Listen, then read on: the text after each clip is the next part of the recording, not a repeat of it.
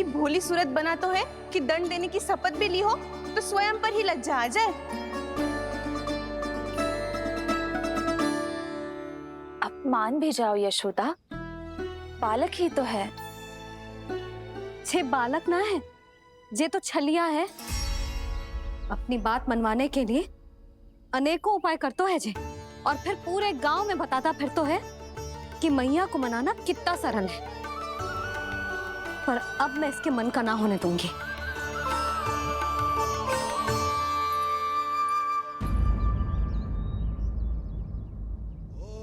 अब इतना भी क्रोध मती करो मैया, मान जाओ मैया।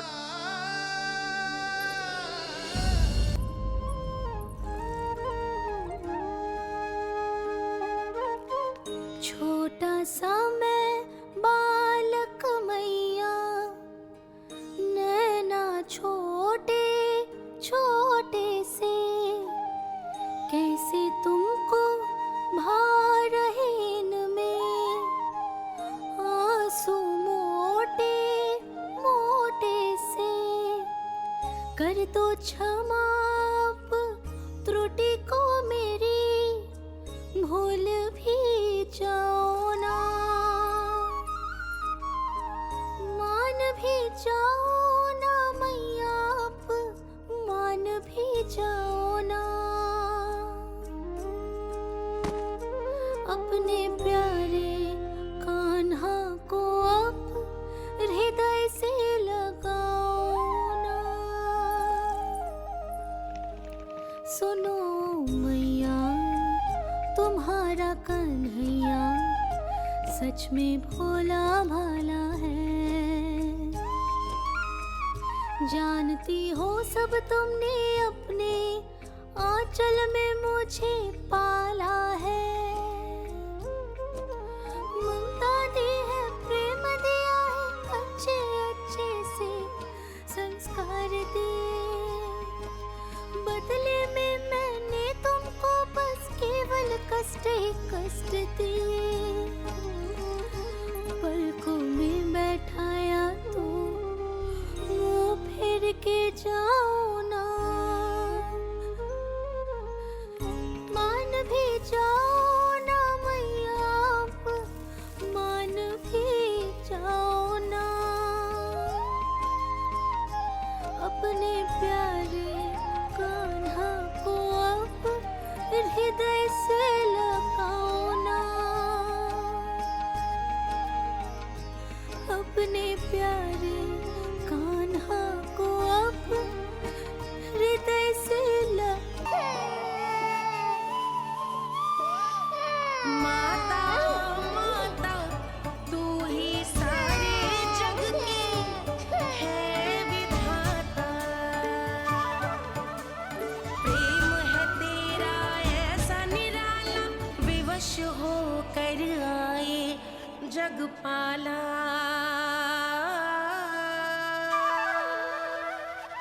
यशोमती मैया के नंद लाला, यशोमती मैया के नंद लाला, यशोमती मैया के नंद लाला, यशोमती मैया के नंद लाला। लल्ला, मैंने हृदय से लगायो है, इसका अर्थ ये ना है कि मैं मान गई हूँ और सब भूल गई हूँ। मैं तो क्षमा मांग रहा हूँ ना मैया।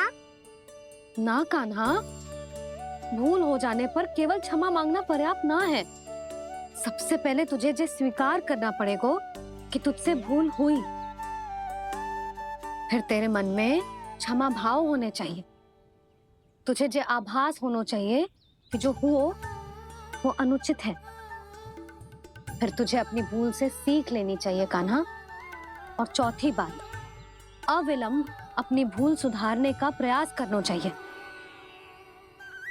और यदि भूल सुधारने की संभावना ना हो तो कछु ऐसा करना चाहिए कि भूल का प्रभाव कम से कम हो जाए। और फिर अंत में तुझे वचन देना चाहिए कि फिर से तू वो भूल कभी ना दोहराएगा। मैं समझ गई मैया। तुम्हारा लल्ला नटखट अवश्य है, परंतु समझदार भी। मैं वचन देता हूँ मैया, आज के बाद मैं ऐसा कछु ना करूँगा जिसके कारण आपको लज्जित होना पड़े। मेरा अच्छा कान्हा, अब जा विश्राम कर, जा।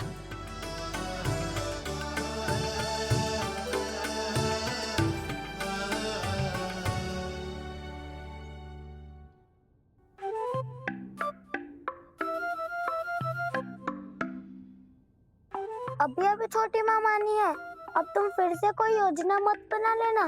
उसकी चिंता मत ही करो दाऊ, आप तो शीघ्रता से वो समझाओ जो मैया अभी कह रही थी भूल के बारे में।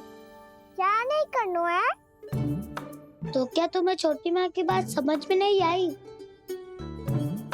तो तुमने बाहर क्यों कहा कि तुम समझ गए हो? क्योंकि दाऊ मैया को यदि पता चल गया था कि साधारण सी बात मुझे समझ में ना आ रही है तो उन्हें और क्रोध आया तो आपको तो समझ में आई थी ना, आप तो समझा दो, आप मेरे दाऊ हो ना। हाँ हाँ समझाता हूँ, छोटी माँ ने कहा था भूल हो जाए तो कभी भूल से भी भूल को भूलना नहीं। हाँ उनकी बातों का सार तो यही था। अरे दाऊ, सार के चक्कर में आप सीधी सीधी बात को और कठिन बना रहे हो। फिर से मैया से ना पूछ सकते हो, पर बाबा से पूछ सकते है। कान्हा, यदि एक बार में कोई चीज समझ में ना आए तो तू उसके बारे में अनेक बार पूछ सकते है। प्रश्न पूछना समझदारी का प्रतीक होता है। समझ गो बाबा।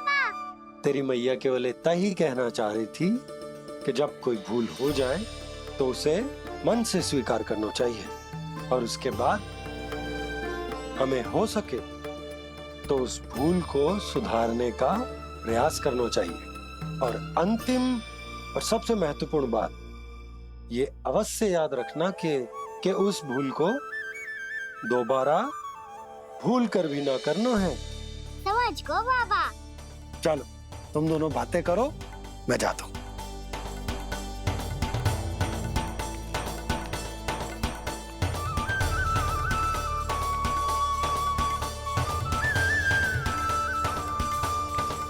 अब सच्ची में समझ गए कान्हा, क्या मैं समझाऊं?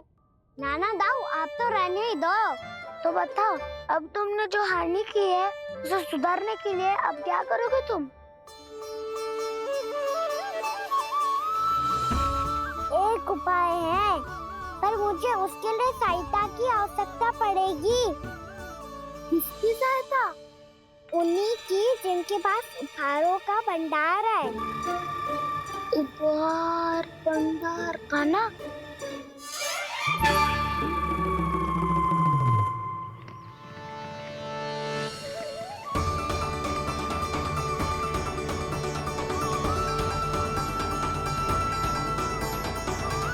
मिला तुम्हें कछु भ्रम हुआ है? जे तो अभी अपने ताऊ जी के साथ था, है ना भैया? मैं लक्ष्मण के घर की ओर जा रहा था तो मार्ग में मुझे कान्हा, हो सकता है कि लक्ष्मण की बहू सही कह रही, क्योंकि जब मैंने कान्हा को देखा तो उसके मुख पर माखन लगा हुआ था।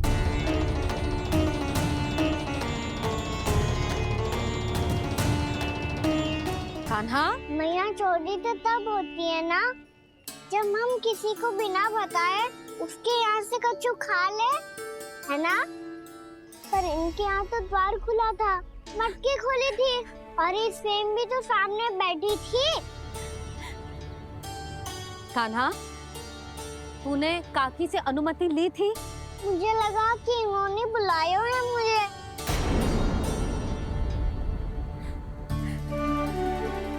और मिला कान्हा ने तुम्हारे घर आके माखन खायो, इसके अपराध की मैं भरपाई करूंगी। मैं तुम्हें 2 गुना माखन दूंगी। ये सत्य है, मैंने स्वयं ही इच्छा की थी इसे माखन खिलाने की, पर बात माखन की ना है जीजी। तो फिर क्या बात है? इसने मेरी माला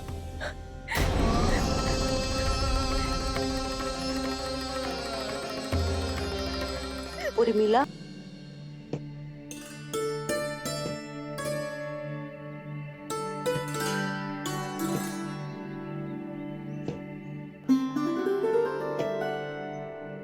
पहले कक्ष में बैठ के जाने कौन सी योजना बना रहा था, अब बार बार द्वार की ओर देख रहे हैं। चल क्या रहे हैं इसके मन में? कब से बुला रहा, आप क्यों नहीं रहे हो आप?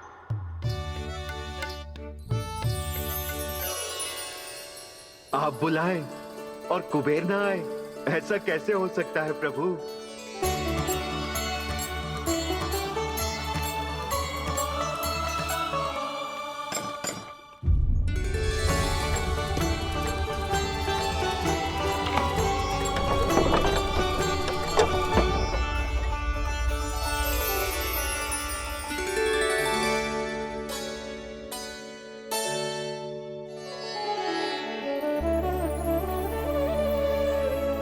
कहिए, किससे भेंट करनी है आपको? अपने भगवान से।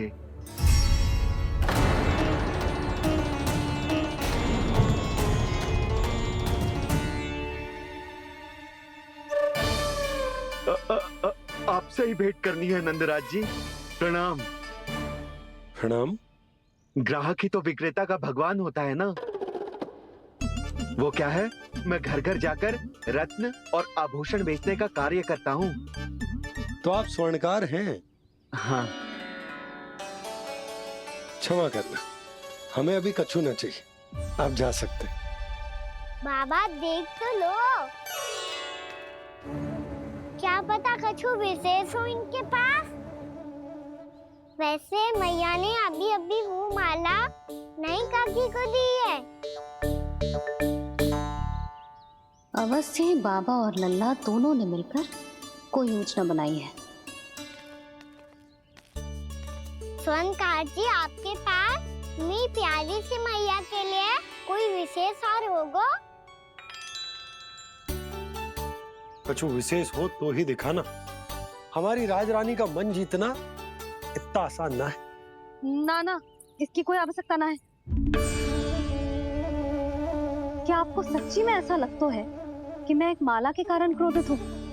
हाँ, ये तो बालक है, पर आपने ऐसा कैसे सोच लियो? क्या मैं केवल वस्तुओं से प्रेम करती हूँ और उस पर से स्वर्णकार को बुला करके स्वांग भी कर रहे हो? रानी जी, सत्य तो ये है कि आप बीच में मत ही बोलिए श्रीमान। यशोदा, मैंने ना बुलाया स्वर्णकार जी को। मैं जानता हूँ तुम्हारे क्रोध का कारण क्या है। आपकी मैया से तो मुझे भी भय लग रहा है प्रभु। ना जाने कब ये साक्षात माँ दुर्गा बन जाए। आप पे तो तनिक भी भरोसा ना है मुझे, बल्कि पूरा विश्वास है कि आपने ही बुलाया ही नहीं। जब भी ऐसी कोई बात होती है ना, आप कान्हा के साथ मिलके जे ऐसी योजना बनाते हो।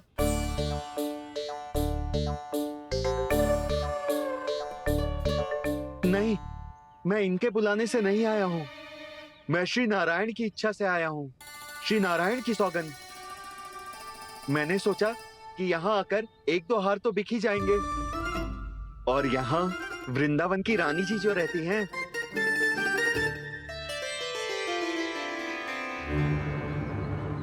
अति मत करो कुबेर जी। स्वर्णकार जी, ऐसी बात है तो आप ठहरो। मैया ने मुझे सिखाया है कि किसी को अपने द्वार से निराश ना भेजना चाहिए। अरे पर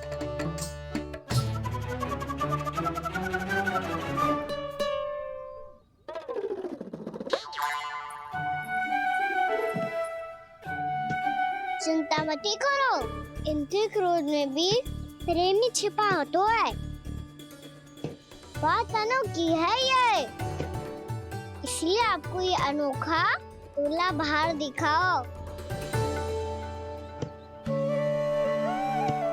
मैंने क्या समझाया था और उसने क्या समझ लिया? अरे मेरा चेयर थोड़ी था कि उपहार देकर अपनी भूल को सुधारा जा सकता है। ये देखिए नंदराज। ना, ये ना ये भी ना चलेगो। इसकी तो शोभा ही निराली है। ओहो स्वयंकार जी, मैया को ये सब बिल्कुल अच्छा ना लगेंगे।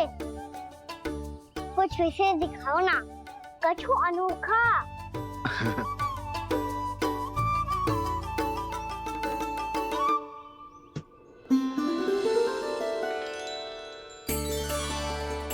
कितना सुंदर हार है, पर जो स्वर्णकार कान्हा को उसे दिखा क्यों ना रोए?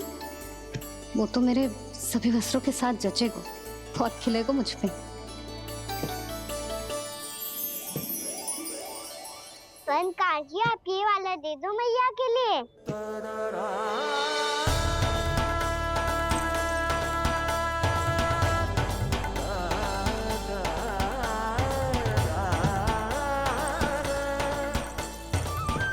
और आपके लिए क्या राजकुमार? मुझे बस एक मोती दे दो आप। बस केवल एक मोती? हाँ।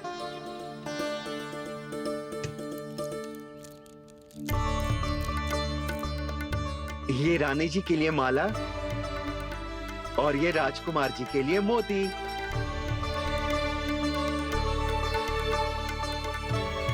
स्वयंकार जी, मूल्य तो लेकर जाओ।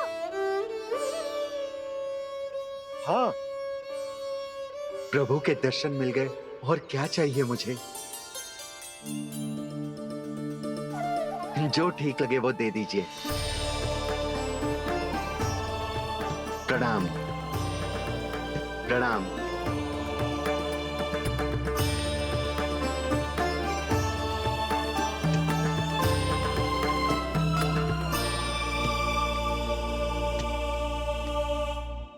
लो मैया, बताओ कैसा है? सुनो जी, अपने लल्ला को समझा दो। यदि उसे लगता है कि मैं उपहार की भूखी हूँ, तो ये उसकी भूल है।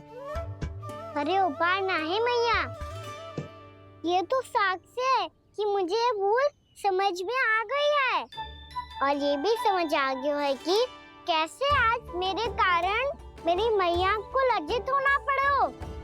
ये साक्ष्य है इस बात का कि मैं सच्ची में क्षमा मांग रहा हूँ कि मेरे कारण आपको इतना दुख पहुंचा है।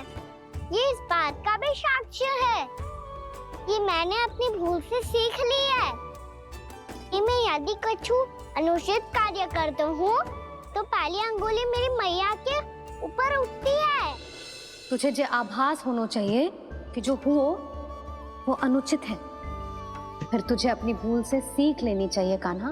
और ये इस बात का साक्ष्य है मैया कि मैं अपनी भूल सुधारना चाहता हूँ। जो हो चुका है उसे तो मैं बदल ना सकता, पर कम से कम वो माला तो बदल ही सकता हूँ जो आपने नई काकी को दी है। और चौथी बात, अविलंब अपनी भूल सुधारने का प्रयास करना चाहिए। इन सब का साक्षी होने के साथ साथ ये मेरे वचन का प्रतीक है मैया कि मैं आज के बाद ये भूल कभी ना करूँगा। तुम्हें विश्वास तो ना होगो, पर मैं कह देता हूँ कि जो कुछ भी कर रो है, जो कुछ भी कह रो है, उसमें मेरा रत्ती भर भी योगदान ना है। अब तो मैंने वचन भी दे दो मैया, अब तो स्वीकार कर लो ना इसे। आपको जो अच्छा लगा था वही हार लेकर आयो, फिर भी ना लोगे आप? इधर आ। तुझे कैसे पता चलो कि यही वाला हार मुझे सबसे अच्छा लगो?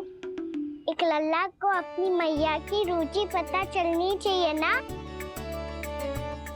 अब तो क्रोध छोड़ दो ना मैया, मान जाओ ना। पर जे अंतिम अवसर है लल्ला, यदि फिर से कोई गोपी ने तुझ पर आरोप लगाओ ना तो ऐसा ना होगा मैया, आप चिंता मत ही करो, उसके लिए भी सोच के रखा है मैंने। चोरी तो कान्हा ने हमारे घर पे भी की थी, इसने हमें कछु ना दियो।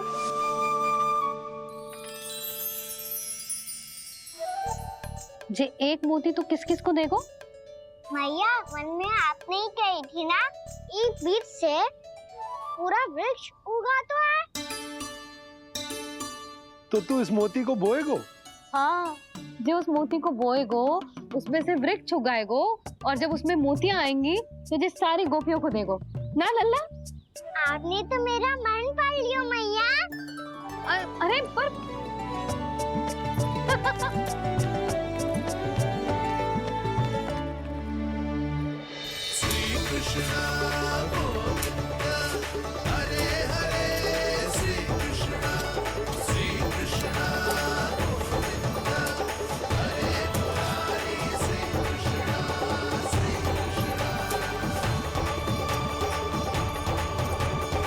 मैं परिहास कर रही थी लल्ला, मोती वृक्ष पे ना उगते। क्यों ना उगते मैया? जब छोटी सी गुठली से बड़ा काम का वृक्ष उग सकते है, ढेर सारे जामुन उग सकते हैं, तो मोती क्यों ना उग सकते? लल्ला, बीज से केवल फल और फूल उगते हैं, मोती ना। पर मैया आपने तो कही थी श्री नारायण का नाम लेने से सब कुछ संभव हो जाता है, तो फिर ये क्यों ना होगा? नारायण के नाम में तो बहुत सारी शक्ति है ना? हाँ, पर सुधा, जीवन की सीख करने से ही मिलती है। जब करेगो तभी सीखेगो। हम केवल इसकी सीखने में सहायता कर सकते हैं, है ना?